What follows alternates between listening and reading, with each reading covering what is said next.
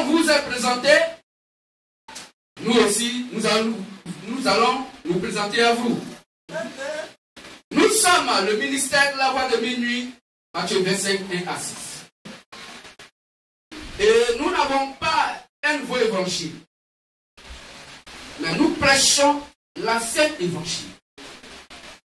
L'évangile prêché par le Saint-Esprit de par les apôtres de Seigneur Jésus le Christ, depuis Acte 2, où l'Église, dont le Seigneur Jésus-Christ apparaît dans Matthieu 7, 18 à 19, est née ce jour dans Acte 2, à partir du verset 36 au verset 47.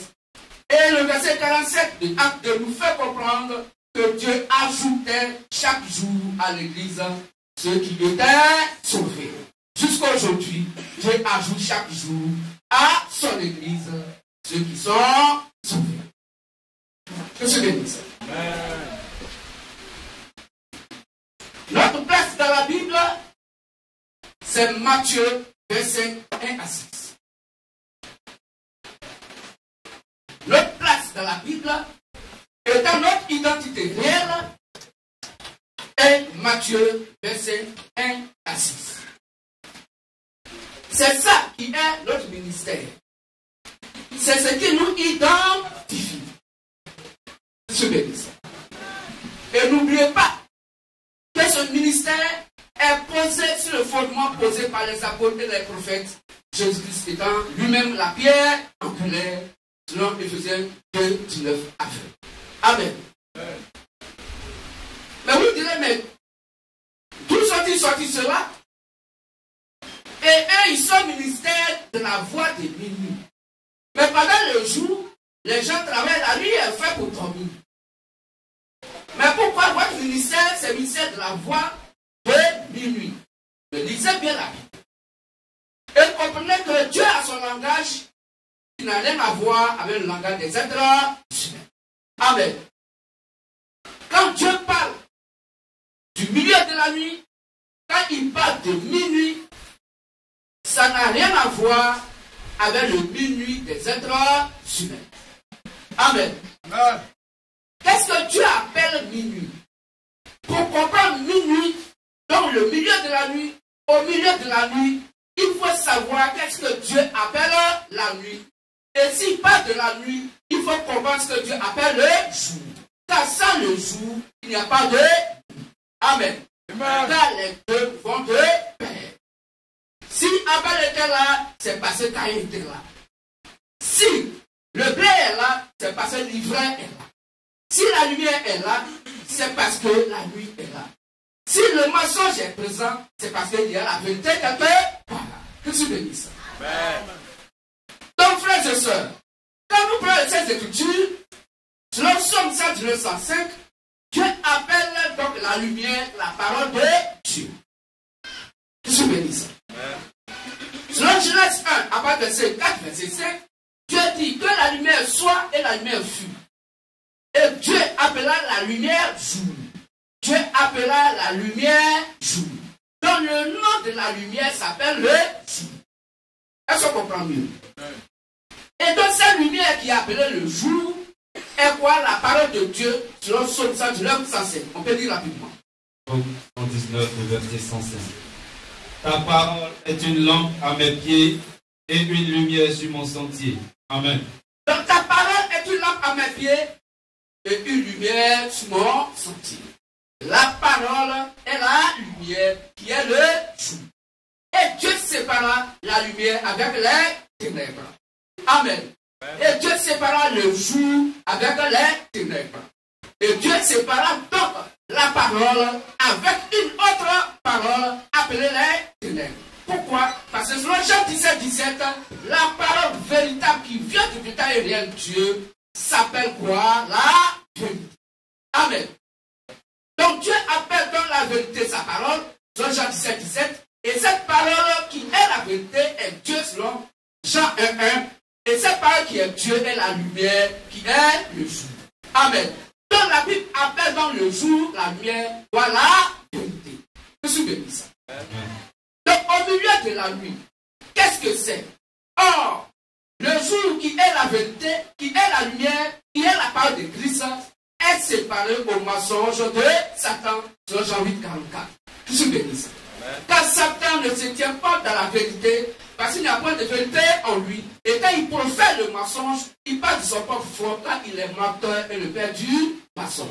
Donc Dieu appelle donc le mensonge l'opposé de la vérité. Ce qui est contraire à la vérité. Parce que quand quelqu'un ment, il ne dit pas la vérité. Quand quelqu'un dit la vérité, il ne ment pas. C'est pas Romains 3,4 dit que Dieu seul dit la vérité et tout homme est menteur. Je bénis ça. Donc la Bible appelle donc la lumière, la vérité, qui est la parole de Dieu qui vient de Seigneur Jésus le Christ. Les Saintes Écritures. Je bénis ça. Et il appelle donc les ténèbres, la nuit, qui est quoi? Le mensonge. Donc la nuit est appelée le mensonge et le jour qui est la lumière est la vérité. Voici la vraie compréhension des Saintes Écritures. Donc la nuit étant donc le mensonge, selon les Saintes Écritures, au milieu de la nuit, véritablement dit, au milieu du mensonge. Je suis béni ça. Au milieu de la nuit, on cria. Ce n'est pas la nuit physique qu'on connaît, mais dans le langage de Dieu, la nuit, c'est le mensonge. Au milieu des ténèbres, au milieu du mensonge. Pour dire que quoi? Le mensonge, c'est tout ce qui s'oppose à ce qui est noir sur blanc dans la. Je suis béni. Dieu appelle mensonge toute adoration que l'être humain a sur la terre et qui est contraire ou qui s'oppose à ce qui est écrit noir sur blanc dans la Bible. Et précisément contraire à la doctrine des apôtres Seigneur Jésus-Christ. Car c'est à eux que le Seigneur Jésus-Christ a confié les clés du royaume des cieux. C'est à eux qu'il a donné l'autorisation de pouvoir donc nous présenter la voie du salut. C'est à eux qu'il a donné cutus et qui s'est déversé en quittant la dimension du Père, car le Père est devenu donc un Dieu vide, car tout pouvoir a été donné au Fils. Le Fils ayant reçu tout pouvoir, il a déversé tout le pouvoir du Père dans les apôtres.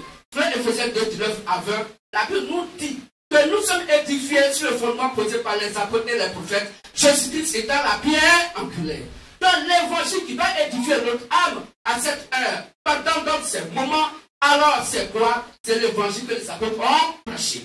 Car c'est eux que Christ a remis les clés du royaume des cieux.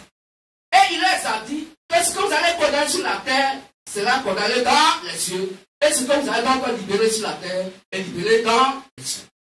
Je suis béni. Donc nous n'avons pas un autre évangile. Mais nous prêchons l'évangile que les apôtres ont prêché. Car ils sont nos frères, nos pères dans la foi. Je suis béni. Et c'est ce même évangile que tous les prophètes messagers des 7 actes des nations que Dieu a envoyés, c'est le même évangile qu'ils ont prêché. Selon le salut, le plan du salut que Dieu leur a confié à chaque époque de l'âge de leur église. Que je bénisse. Pourquoi? Parce que selon Galates 1, 6 à 9, si quelqu'un viendrait et qui prêchait un autre évangile, différent de ce que les apôtres ont prêché, c'est un usurpateur de titre. C'est un envoyé de Satan. C'est ce que les apôtres ont dit. Ils sont le sous-bâtiment de la vraie adoration. Personne ne peut construire une maison sans commencer par le sous-bâtiment. On ne peut pas mettre le toit et terminer par le sous-bâtiment. On commence toujours par le sous-bâtiment. Or, Christ est quoi? La pierre angulaire de ce fondement de l'évangile. Que je bénisse. Donc, l'évangile que nous prêchons, c'est l'évangile prêché par le 7e prophète messager. Dont le nom est William Marion Branham. Il est né en 1906, 1909, pour d'autres personnes. Il est mort en 1967. C'est lui, son évangile, qui court jusqu'à cette heure. Il avait pour ministère le ministère de la lumière du soir, Zacharie 14, 7. Je suis béni. Et c'est lui qui, ayant prêché l'évangile, donc par Matthieu 25 à 6, qu'il y a 10 vierges, dont 5 sages et 5 folles, ont reçu son évangile à cette époque. Mais puisqu'elles attendaient l'époux, et que l'époux tardait à venir, elles se sont assoupies et elles se sont endormies. Que je bénisse. Mais au milieu de la nuit, nous, ministère de la voix de minuit, Matthieu 25 à 6, la voix cria pour dire que quoi? Levez-vous, réveillez-vous, voici l'époux, allez à sa rencontre. Or, sur Esaïe 54, verset 5, l'Éternel Dieu est notre époux. Quand le nom est révélé par le Saint-Esprit dans Acte 2 pour dire que vous devez être baptisés au nom du Seigneur Jésus-Christ. Que je bénisse. Amen. L'époux tardait à venir. Alors, elles se sont assoupies, elles se sont entourées. Leur lampe fut éteinte. Or, la lampe, c'est la part de Dieu. La part de Dieu est éteinte dans leur cœur. Que je bénisse. Alors, nous, notre rôle, c'est de venir réveiller le message que Abraham a prêché et qu'aujourd'hui, ils ont donc déposé la pensée humaine dans l'adoration que Abraham leur a laissée. Que je bénisse. De telle sorte qu'aujourd'hui, nous voyons qu'il y a plusieurs branches des croyants du message de Branham. Des franquistes, il y a des tonneristes et il y a parti et patata. Que je bénisse. Alors, nous, lycéens d'abord de minuit, nous voulons leur dire que la vérité est unique et elle n'est point partagée. Pour les ramener à la vraie adoration. Voici le rôle pour lequel nous sommes là. Nous venons pour réveiller ce grand message que Abraham a prêché et pour manifester l'enlèvement. C'est nous, lycéens d'abord de minuit, Matthieu verset 6, qui devons faire l'enlèvement. Et nous sommes là pour l'enlèvement. Avant que l'enlèvement ne puisse avoir lieu, il faudra que nos frères, nos soeurs de la lumière du soir, qui ont reçu le message de Branham, puissent revenir au message authentique de Branham.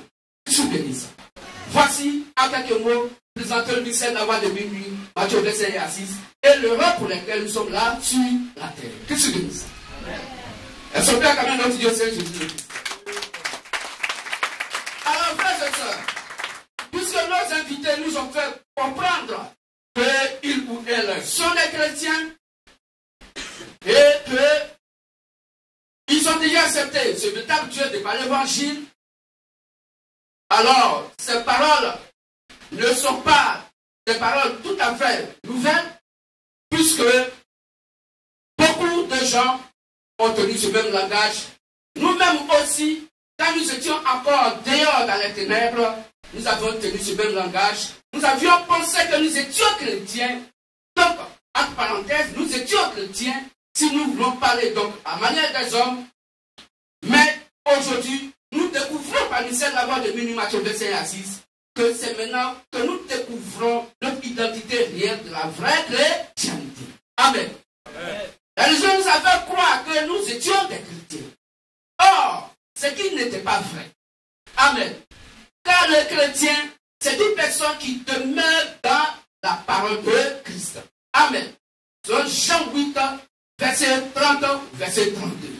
Le chrétien, c'est toute personne qui demeure dans la parole de Christ.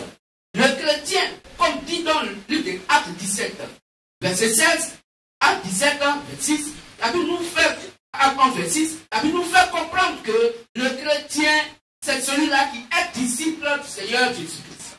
Or, le disciple, selon Jean 8, 30 à 32, le chrétien, le disciple, c'est toute personne qui demeure dans la parole de Christ. Que je bénisse. Mais vous nous direz aussi bien que oui, que vous demeurez dans la parole de Christ, parce que vous lisez la Bible, parce que vos hommes de Dieu, c'est la Bible, c'est pas le Coran, c'est la Bible, et ils prennent pour prêcher, ils ne prêchent pas autre chose, mais ils prennent la Bible pour prêcher. Oui, ça c'est vrai. Mais n'oublions pas que Dieu au commencement a envoyé l'adoration quand il est parti vers Moïse et qu'il a donné l'adoration. Cette adoration a été changée. Est-ce qu'on comprend mieux? Quand Dieu est parti vers Moïse, pour que Moïse sauve le peuple d'Israël, pour les faire sortir donc de l'Égypte, pour les amener dans le repos de Dieu, Dieu dit, puisque eux, ils n'ont pas pris en compte donc les ordonnances de ce véritable Dieu, alors Dieu dit, ils n'iront pas dans le repos de Dieu. Amen. Et Dieu va maintenant vers nous les nations. Et il nous envoie des prophètes messagers. Et puisque eux, ils n'ont pas pris l'évangile que les prophètes à leur temps ont prêché, alors Dieu voit que il faut maintenant un autre sacerdoce. Or, étant sur les sacerdoces lévitiques, les ordonnances qui doivent accompagner ce culte ne pouvaient pas amener quelqu'un à la perfection. Ne pouvaient pas amener à pardonner les péchés de qui que ce soit. Pourquoi? Pourquoi? Parce que le sang des animaux qui étaient donc versés sur le sanctuaire ne couvrait uniquement que les péchés, mais cela ne pouvait jamais effacer les péchés. Pourquoi? Parce que ce sacerdoce était rempli de beaucoup d'erreurs, dans la mesure où le souverain sacrificateur lui-même devait encore aussi prendre un animal pour ses propres péchés et donc verser le sang de l'animal sur le sanctuaire et encore pour le péché du peuple. Qui se bénisse. Il était si faible à cause de lui-même étant donc un humain et donc du peuple qui était aussi faible à cause du péché. Mais Dieu nous envoie un nouveau sacerdoce, nous envoie un nouveau jour. Un jour où il dit maintenant que si vous attendez ces paroles, n'adoucissez pas vos cœurs. Qui se bénisse. Et ce jour d'aujourd'hui, de la nouvelle alliance. Et là, Dieu envoie maintenant un sacrificateur selon l'ordre de Melchisedec. Or, Aaron était sacrificateur selon l'ordre de qui? Selon l'ordre de Dieu lui-même. Qui se bénisse. Dans le sacerdoce, donc, qui existait au début, où notre frère Aaron était donc sacrificateur, le sacerdoce était le sacerdoce lévitique, et qui a échoué et qui a vieilli. Dieu envoie un nouveau sacerdoce sous l'ordre de Melchisedec, où il envoie un sacrificateur, le souverain sacrificateur, et qui va aller dans le lieu très saint une fois pour toutes pour nos péchés. Et là, il ne va pas avec le sang des boucs, il ne va pas avec le sang des moutons, des animaux, mais il va avec lui-même son propre sang. Qui se bénisse. Est-ce qu'on comprend? Qui se bénisse. Alors, ce Dieu, ce n'est pas donc dans un tabernacle humain qu'il est rentré. Il n'est pas rentré dans un tabernacle humain. Il n'est pas rentré dans un temple humain. Non, mais il est allé dans un temple céleste. Qui se bénisse. C'est dans un temple céleste. C'est pourquoi au premier sacerdoce lui disait que le ciel est mon trône et toute la terre est mon marchepied. Quelle maison pouvez-vous me bâtir pour dire voici le lieu de mon repos? Qui se bénisse. Donc, Dieu, Christ Jésus étant venu sur la terre, il est venu pour nos péchés. Il a pris son propre sang et qu'il a mis sur le sanctuaire céleste. Et comme il a accompli, alors il peut maintenant nous aider, il peut maintenant intervenir pour nous, il peut maintenant prier pour nous, parce que maintenant il est assis à la droite du Père. Que je bénisse. C'est cet évangile que le Seigneur Jésus-Christ prêche et qu'il a prêché de par le Saint-Esprit. Et aujourd'hui, l'évangile que nous prêchons, c'est selon l'ordre de Melchisedec, selon l'ordre de Dieu lui-même. C'est pourquoi l'évangile est descendu de Dieu lui-même par le Saint-Esprit. C'est pas que Jésus pourrait dire, allez faire des nations des disciples, baptisez-les au nom du Père, du Fils et du Saint-Esprit, et amenez-les à comprendre, amenez-les donc à comprendre toutes les instructions que je vous ai données. Ainsi, je serai avec vous tous les jours jusqu'à la fin du mois. C'est ce évangile que la Bible appelle la bonne nouvelle que nous sommes en train de parler. Je suis béni ça. C'est un évangile qui n'est pas fabriqué d'une main humaine, qui n'est pas fait dans l'école pastorale, mais l'évangile qui a coulé donc sur le sanctuaire céleste de Dieu. Amen. Et qui est descendu vers nous de par le Saint-Esprit. Ceux à qui il a confié l'évangile furent ses disciples appelés les apôtres. Qui se bénissent. C'est pas frères et sœurs. Quand vous dites que oui, vous êtes d'accord que vous êtes des chrétiens et chrétiennes, les chrétiens et la chrétienne, c'est la personne qui doit savoir ces choses. Car Dieu n'habite pas dans des temples de main d'homme. Donc si vous partez dans un lieu de prière, habituellement appelé église, et que là-bas, on vous fait comprendre que l'église Saint-Jésus-Christ, c'est dans les quatre murs, alors l'évangile glorieux n'est pas en vous. Puisque le rôle du Saint-Esprit, c'est de conduire chacun d'entre nous dans toute la vérité. Vous n'avez pas la vérité. Si toutefois, ce que vous avez comme adoration d'avoir lieu de prière, étant dans vos cœurs, n'a rien à voir avec l'évangile que le Saint-Esprit a prêché au travers des disciples de Saint-Jésus-Christ. Qui se bénisse. Toute personne qui s'oppose, ou qui va s'opposer, ou qui s'était opposé, donc à l'enseignement, à l'adoration, donc des apôtres de Jésus-Christ, cette personne n'est pas reconnue par le Seigneur Jésus-Christ. Amen. Parce que Jésus ne peut plus sauver quelqu'un directement. Et il ne sauvera personne directement. Puisqu'il n'a plus les clés donc, de paradis, du royaume des cieux dans ses mains. Jésus le Christ n'a que les clés de la mort et du séjour des morts.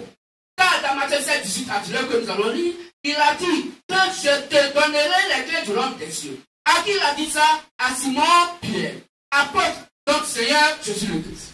Donc nous savons que comme Dieu ne ment pas, avant même que Jésus ne quitte la terre, il va laisser les clés à Simon Pierre. Nous sommes d'accord là-dessus. Alors, si Jésus n'a pas laissé les clés donc, du royaume des cieux à Simon Pierre, c'est que quelque part il a déposé quelque part, c'est que Simon Pierre est encore là quelque part. Alors, comme nous sommes fatigués de laisser sur la terre, alors on voit Simon Pierre et lui, on va lui dire merci Simon, oui. Jésus a dit qu'il a te donné les clés du royaume des cieux. Est-ce que tu as fait les enquêtes pour chercher dans les clés du royaume des cieux? Oh, malheureusement, Simon Pierre est déjà mort et il est parti. Il a été enterré. Donc nous savons que Jésus a mis les clés du royaume des cieux à Simon Pierre avant que Jésus ne parte et avant que Simon Pierre ne meure. Est-ce qu'on comprend mieux? Que je bénis ça. Et ce sont ces clés qui sont quoi? La bonne nouvelle. Alors, est-ce que cette bonne nouvelle demeure en vous? Si oui, vous êtes les hommes et les femmes les plus heureux. Mais sinon, alors, Satan est en train de préparer votre place. Que je bénis ça. Ouais. Et comme c'est aux apôtres qu'il a confié les clés du royaume des cieux, qui est la bonne nouvelle, qui est l'évangile, alors, frères et sœurs, nous allons demander aux Saintes Écritures, alors qu'est-ce que les apôtres ont condamné dans l'adoration? Et qu'est-ce qu'ils ont donc accepté dans l'adoration? Qui se bénisse? Ouais. C'est ça qui est selon le sacerdoce, donc selon l'ordre de Melchisédek. Selon la nouvelle alliance. Une nouvelle alliance établie par le sang de Christ, qui une fois pour toutes, il est mort pour nous et il est ressuscité. Donc, étant ressuscité, il est ressuscité ensemble avec nous. Pour que nous soyons des hommes et des femmes libres dans l'adoration. Je suis béni. Qu'est-ce qu'ils ont adoré? Qu'est-ce qu'ils ont accepté? Qu'est-ce qu'ils ont condamné dans l'adoration?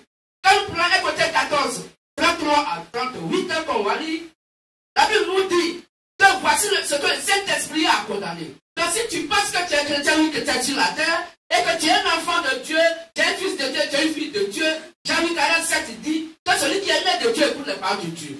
Mais celui qui n'écoute pas ce que la Bible dit net. Mais le chrétien, c'est celui qui sait qui est le Christ Jésus-Christ et en qui demeure l'évangile de la nouvelle alliance. Je suis béni. On va lire ça rapidement. 1 Corinthiens 14, 33 à 38.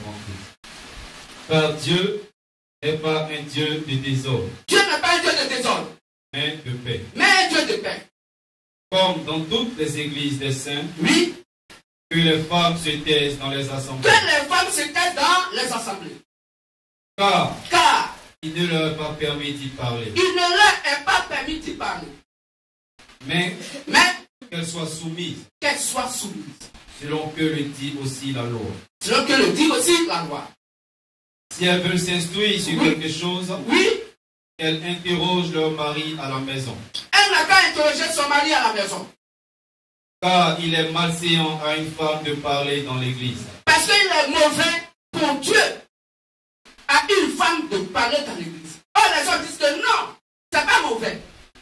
La femme n'a qu'à enseigner la parole de Dieu. La femme n'a qu'à prêcher la parole de Dieu. Alors, pour la question pourquoi? Et ils disent qu'il est écrit dans le livre de Joël 2:28 que Dieu dit je répandrai de mon esprit sur toute chair. Donc la femme aussi est la chair, donc la femme aussi doit donc enseigner la parole de Dieu. Mais vous comprenez mal. La Bible dit je répandrai mon esprit sur toute chair. Vos jeunes filles prophétiseront. La Bible n'a pas dit vos jeunes filles prêcheront. Vos jeunes filles enseigneront. Non. Vos jeunes filles prophétiseront. Oh, prophétiser veut dire révéler les secrets des cœurs. Révéler les secrets des cœurs des humains sur la terre. Mais la Bible révèle les secrets de Dieu. Parce que la Bible est la révélation de la parole de Dieu qui vient du prophète. C'est les Saintes Écritures. Ça fait deux choses différentes. Révéler les secrets des êtres humains et révéler les secrets de Dieu, c'est différent. Car Dieu peut révéler sur la terre sans avoir révélé ses secrets à ses serviteurs, le prophète. Mais le prophète est le secret de Dieu. Or, la prophétie révèle les secrets des cœurs des êtres humains. C'est différent. Que je bénisse ça.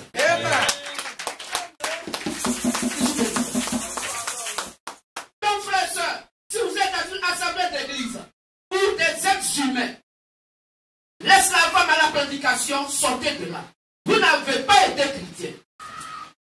comprend mieux. Puisque vous vous opposez, ou on vous a amené à vous opposer au Saint-Esprit. C'est ce que la Bible appelle le blasphème contre le Saint-Esprit.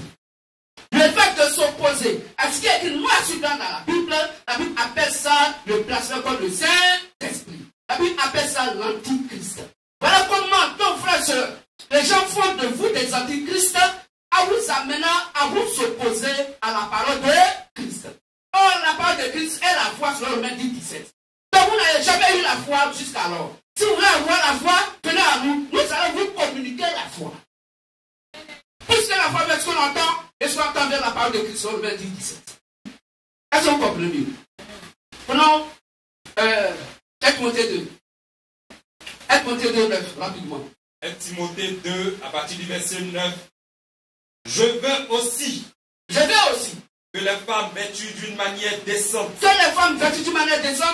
avec pudeur et modestie, ne se parlent ni de tresse, ni d'or, ni de perles, ni d'habits somptueux, mais qu'elles se parlent de bonnes œuvres, comme il convient à des femmes qui font profession de servir Dieu. Ok.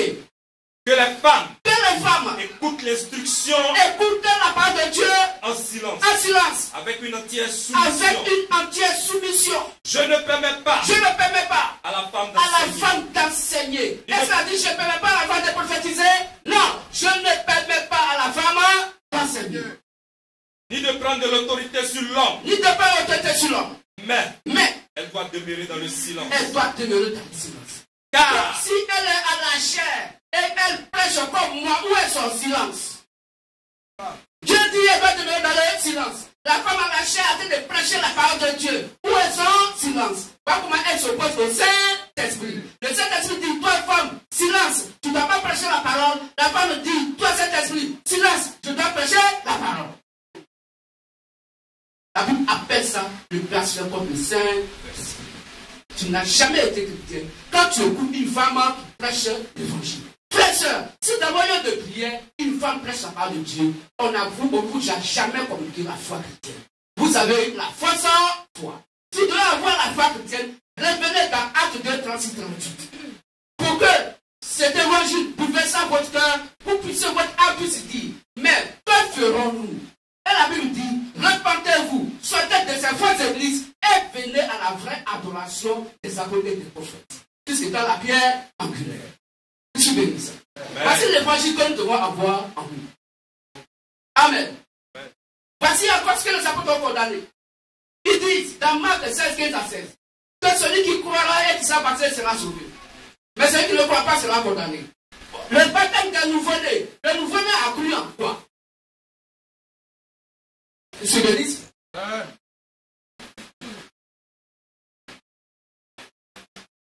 Donc, le programme d'aujourd'hui, pause de 12h à 14h.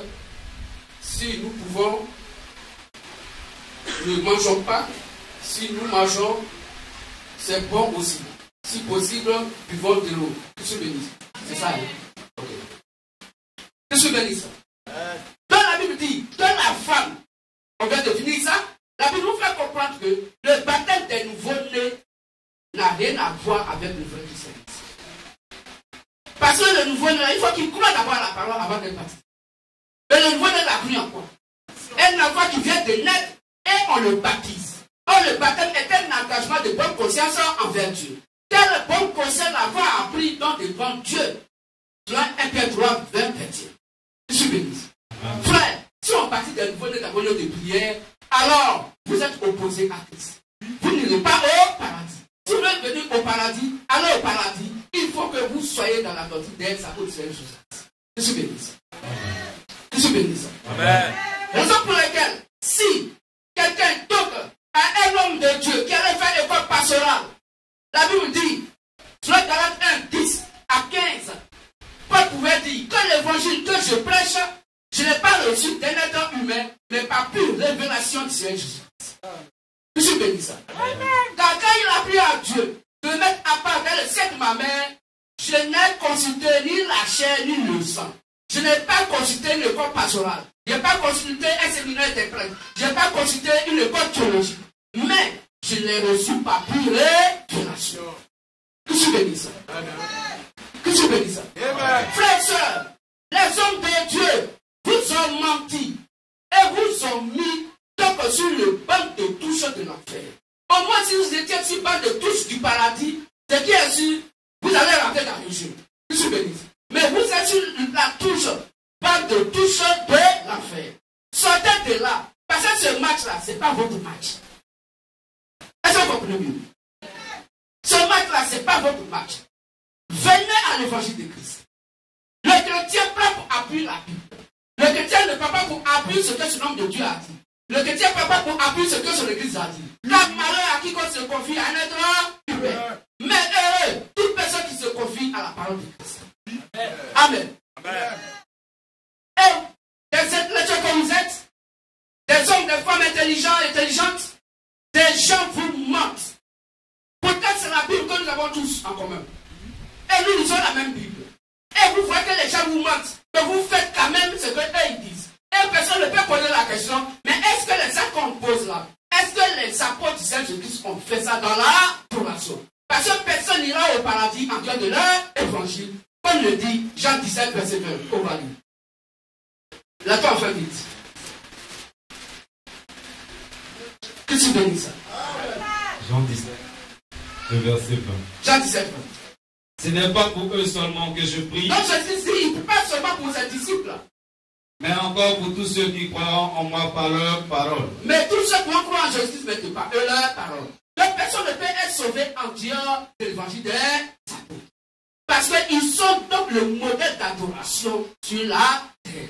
C'est eux que nous devons regarder. C'est quoi Paul a dit. J'ai posé le fondement comme un sage architecte. Si quelqu'un pense donc dans son lieu de prière, que l'évangile qu'il prêche est la vérité absolue, il doit donc prêcher exactement comme moi, Paul, j'ai prêché et comme les apôtres de Jésus-Christ ont prêché. Car quiconque prêche en Dieu ce que nous avons prêché, qu'il soit anathème, qu'il soit maudit.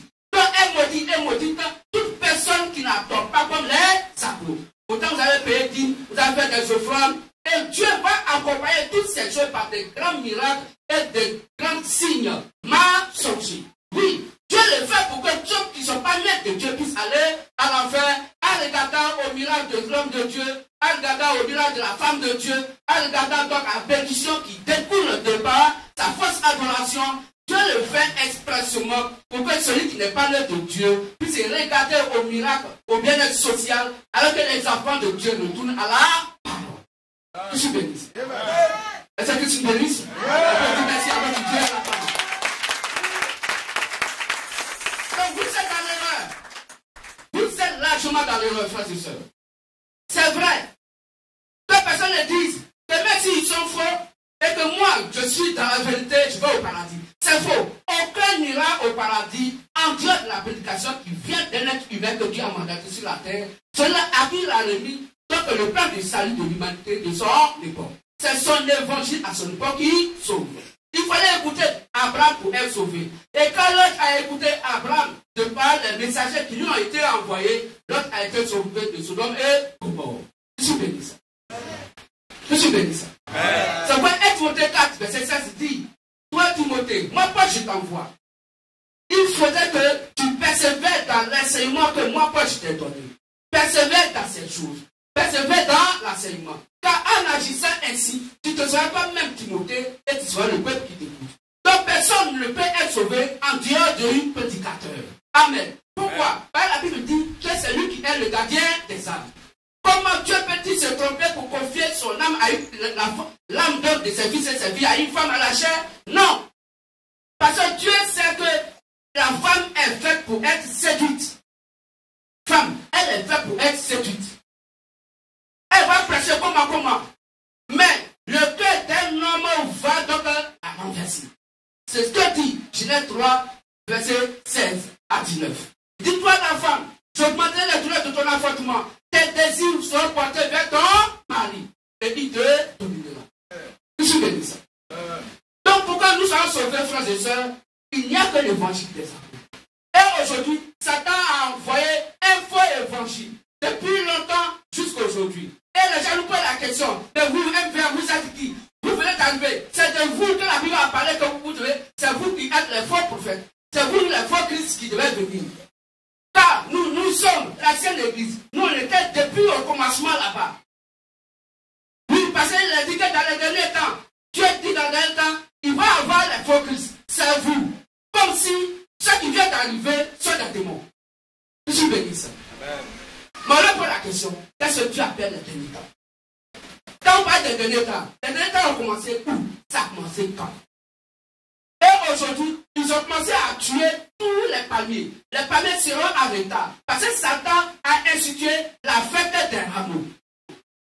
Aujourd'hui, ils se déplacent avec des rameaux. Ils ont coupé des rameaux. Est-ce que les apôtres du Seigneur Jésus-Christ ont adoré avec des rameaux? Jamais.